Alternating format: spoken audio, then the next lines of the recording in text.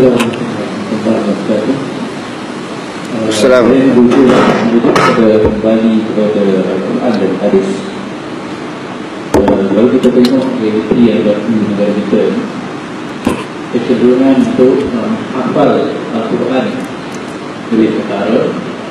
Dan saya dapat maklumat juga kalau di Indonesia menghafal serta mentadabbur Al-Quran agak berbeza.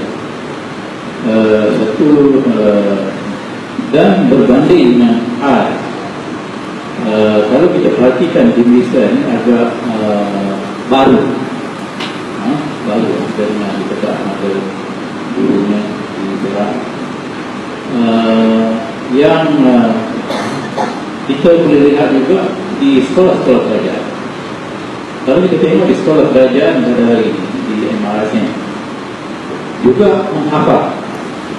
Setakat yang saya tahu pantun tadabbur ada yang saya ingat sampai 30 juzuk habis lah.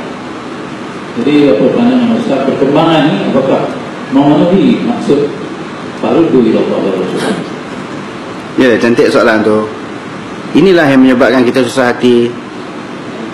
Memang satu sudut perkembangan yang sangat baik, bercambahnya sekolah-sekolah tahfiz di dalam negara kita. Sekolah-sekolah yang ditaja di bawah kerajaan-kerajaan negeri pun banyak sekolah tahfiz orang hafal Quran, tapi hafal saja, tak faham Quran. Kadang-kadang orang nak sebut kembali kepada Quran hadis, kembali kepada Quran hadis, kita baca Quran ni tak percaya. Ada sebahagian daripada riwayat sirah menyebut Rasulullah SAW dalam peristiwa Isra' dan Mi'raj keluar daripada rumah Ummul Hani. Tuan-tuan boleh baca sebahagian daripada kitab sirah menyebut.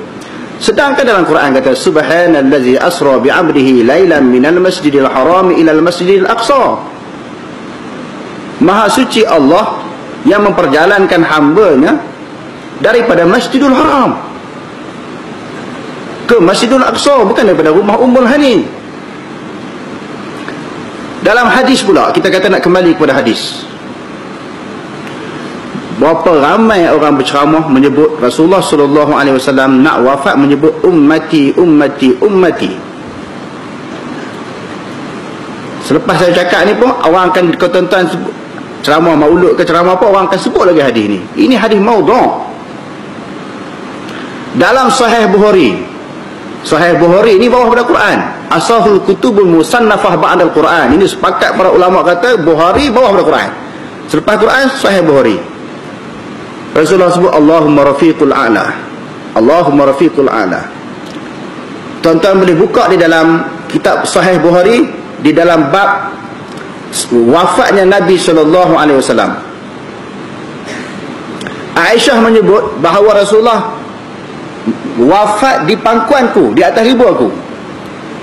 Dia nak ceritakan bahawa ada golongan-golongan Syiah masa tu, orang-orang yang fanatik kepada Sayyidina Ali, mengeluarkan hadis-hadis palsu. Bukan sekarang ni orang nak keluar hadis palsu, bukan sekarang ni. Bukan sekarang ni orang kalau buka cerita roti jala cucah dengan kari, tu sekarang, hak dulu pun dah ada. Sebab tu kena mengaji hadis baru kita tak akan keluar suatu kenyataan yang tidak dilakukan oleh Nabi, yang disandarkan oleh Nabi, Nabi tak buat dan Nabi tak cakap benda tu. Dalam Sahih Bukhari menyebut, dia sebut Allahumma rafiqul a'la. Dia tak sebut ummati. Walaupun orang yang sama juga nak ajak orang kembali kepada Quran dan hadis.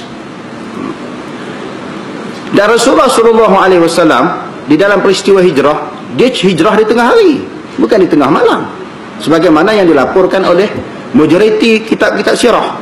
Yang Rasulullah nak keluar rumah dia kan, menempatkan Sayyidina Ali tidur di rumah dia tu, dia selimut, lepas tu nak keluar baca wa ja'alna min baini aydihim saddan wa min khalfihim saddan fa aghshaynahum fa hum la yubsirun. Tak ada. Kenapa hadis Sahih Bukhari orang tak pegang? Di sudut umum orang kata Bukhari bawah pada Quran, di sudut realitinya orang tak pakai. Sebab tu saya sebut kembali pada Quran hadis ni, kita kena belajar Quran, kena belajar hadis, baru betul, baru menepati maksud tersebut. Sekadar nak sebut saja kembali pada Quran hadis, Quran 30 juzuk kita tak faham, hadis-hadis Nabi tak pernah belajar, Bukhari tak pernah belajar. Bukhari, Muslim, Abu Daud, Tirmizi, Nasa'i, Ibnu Majah. Masjid kawasan ni berapa ramai orang belajar Bukhari? Masjid mana yang mengajar Sahih Bukhari? Muslim, Tirmizi, Abu Daud, Nasa'i. Kalau tak belajar, tak sampai maksud dia. Saya minta maaf nak sebut kepada tuan-tuan, kalau tak belajar tak sampai maksud. Banyak lagi kalau nak dibongkarkan hadis-hadis palsu yang disebarkan di dalam masjid dan di surau. Alhamdulillah, sistem pengajian Diobendi yang kita buat di Kuala Kangsar ni, kami semalam baru selesai tubuh ahli jawatan kuasa penapis hadis. InsyaAllah kita akan sebarkan, khususnya di kawasan negeri Perak kita lah, mana-mana ustaz, tutup guru nak ceramah, hadis-hadis yang kita tahqiqkan itu jangan dibaca. Jangan dibaca. Sebab ulama-ulama telah membuat kaedah bagaimana nak kenal hadis palsu. Hadis palsu ni hadis yang maudhu', bukan dhaif. Lebih teruk daripada dhaif. Di antaranya sesuatu perkara itu tak berlaku di zaman Rasulullah. Macam kita kata, Rasulullah ni setiap kali selepas sembahyang subuh, dia balik ke rumah dia, lalu dia dihidangkan makanan pagi oleh isteri dia, nasi lemak dengan sambal ikan bilis. Kita boleh terima tak? Rasulullah makan kan nasi lemak? Tak boleh terima. Itu antara bentuk hadis palsu. Rasulullah ini haji yang terakhir dia naik kapal terbang MH370. Tuan-tuan boleh terima tak? Maknanya kapal terbang tu bila wujud? Zaman Rasulullah ada ke tak ada lagi? Nabi Adam dikatakan dia turun di atas gunung Jerai. Tuan-tuan boleh terima tak hadis ni? Tak boleh terima gunung Jerai tak ada lagi zaman Nabi Adam. Bahtera Nabi Nuh ini dibuat daripada kayu daripada negeri Yan, Kedah. Tuan-tuan boleh terima tak? Tak boleh terima Kedah masa tu tak ada lagi. Ini di antara bentuk-bentuk hadis palsu yang kita tapis. Kita akan bagi tahu kepada penceramah-penceramah, ustaz-ustaz Tok Guru ni, jangan baca hadis ni. Sebab apa? Kesan daripada membaca hadis palsu ini sangat besar. Pertamanya melibatkan wahyu. Wa ma yantiqu 'anil hawa in huwa illa wahyun yuha. Rasulullah sallallahu alaihi wasallam tidak bertutur dengan hawa nafsu, melainkan apa yang dituturkan itu berdasarkan kepada wahyu ilahi. Macam kita kata Allah Ta'ala suruh Nabi cakap macam tu. Dalam Sahih Bukhari di dalam Kitabul Janaiz, Rasulullah sallallahu alaihi wasallam bersabda, "Inna kaziban alayya laisa ka kazibin ala ahadin, man kaziba alayya muta'ammidan fayatabawwa maq'adahu minan nar." Sesungguhnya dusta terhadap aku tidak sama berdusta terhadap orang lain. Kita tipu orang lain tak berapa besar dosa dia. Dosa-dosa juga daripada kita tipu Nabi. Nabi ini kesan dia maksudnya wahyu Allah. Bila kita kata Nabi cakap macam tu, Nabi tak cakap. Kesan kepada penurunan wahyu Allah Ta'ala pun silap. Macam kita menganggap Allah Ta'ala pun silap. Dan sebarang siapa menipu terhadap aku, maka dia menempatkan diri dia di dalam neraka. Membesar tuan-tuan. Tipu Nabi ni bukan sama tipu orang. Okey, ada soalan?